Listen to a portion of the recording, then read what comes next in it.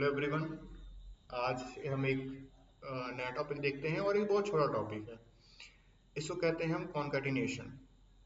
इसका मतलब क्या होता है तो हम समझते हैं कि it is a process to achieve और attach any type of data with a string using a plus operator is known as concatenation. इसका मतलब क्या होता है? इसका मतलब सिंपल सा है कि जैसे हमारे पास कोई भी दो डिफरेंट डेटा सेट है। यहाँ पे हमने एग्जांपल लिया है अभी इंटीजर का, तो इंटीजर की बात कर लेते हैं। इंटीजर है, अगर हम इसमें कहते हैं कि हमको अगर अपनी जो यहाँ पे जो स्ट्रिंग रखी हुई है इसके साथ इसको अटैच करना है हमारे इंटीजर को, तो हमने यहाँ पे प्लस ऑपरेटर का यूज कर रखा है। तो हमने क्या लिखा था? Value of x is 22। तो हमारा जो आउटपुट आएगा वो 22 आएगा और साथ में ये पूरी स्ट्रिंग अटैच होके आएगी, मतलब आएगा the value of x is 22। तो ये पूरा हमारा प्रिंट होके आएगा अपने कंसोल पे। अगर हमने लिखा x प्लस वाई, ये और ये चीज क्या करता है? उस चीज को कॉन्कैटिनेट करता है। तो यहाँ लिखेगा x प्लस वाई नीचे से 27 एंड द सम, तो इसका आंसर आएगा 27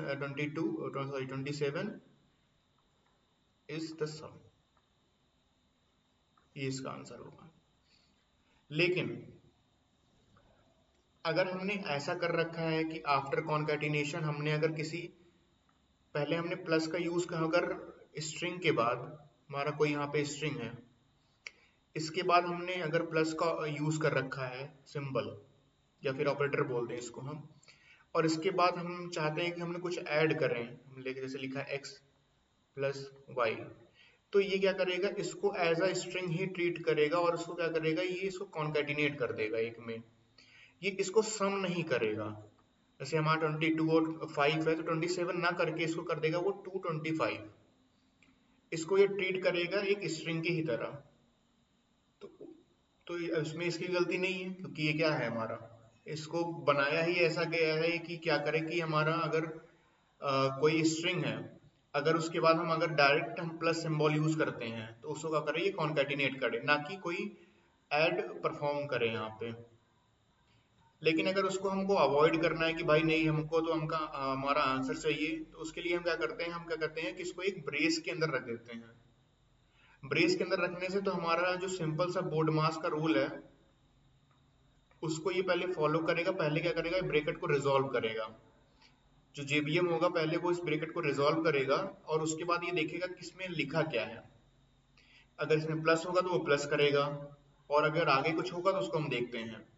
तो अगर ब्रैकेट यहाँ पे इसको मिल गया तो क्या करेगा? उसको पहले ये अपना प्रिंट करेगा, फिर जेबीएम इसके अंदर इंटर करेगा इस ब्रैकेट को रिजॉल्व करने के लिए। उसके अंदर क्या है? दो हमने इस इंट को प्लस कर रखा है, तो वो उसको प्लस करके और फिर क्या करेगा? इसको सिंबल से कॉन्कैटिनेट कर देगा।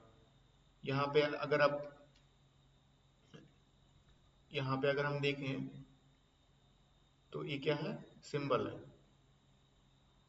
तो पहले क्या करेगा? इसको प्लस करेगा और फिर इसको कॉन्कैटिनेट करेगा इससे। अब यही बात हम सोचते हैं कि हम यूज करें हमारे माइनस में, तो यहाँ पे प्लस सिंबल लग गया है। प्लस सिंबल का मतलब है कि पहले क्या करेगा? इसको कॉन्कैटिनेट करेगा और ये वाई हमारा क्या हो जाएगा? अकेला हो जाएगा। तो वही कंपाइलर एरर शो कर देगा, लेकिन क्योंकि नेगेटिव के पास नेगेटिव की जो प्रॉपर्टी है वो है कि सॉरी, अगर सब्ट्रैक्शन की कोई प्रॉपर्टी है तो वो क्या कहती है कि वो कहती है कि हमारे अगर हमको सब्ट्रैक्ट करना है तो यहाँ भी इंटीजर वैल्यू, यहाँ भी इंटीजर वैल्यू, मतलब यहाँ पे same type of data present होना चाहिए। तो तभी इसको क्या करेंगे? हम परफॉर्म कर पाएंगे अपना सब्ट्रैक्शन। अदरवाइज ये क्या करेगा? कंपाइलर एरर शो कर देगा। इसको अवॉइड करने के लिए तो इसको हम पहले कर सकते हैं, हमने पहले किया सब्ट्रैक्शन और फिर उसको क्या कर दिया? कॉन्कैटिनेट कर दिया। या फिर उस चीज को अवॉइड करने के लिए हम क्या कर सकते हैं? एक ब्रेसेस का यूज कर सकते हैं। अगर इसका ब्रेस यूज करेंगे तो सिंपल बोर्ड मास का रूल लगेगा, पहले ब्रेकर सॉल्व करेगा और फिर क्या करेगा? उसको कॉन्कैटिनेट करेगा।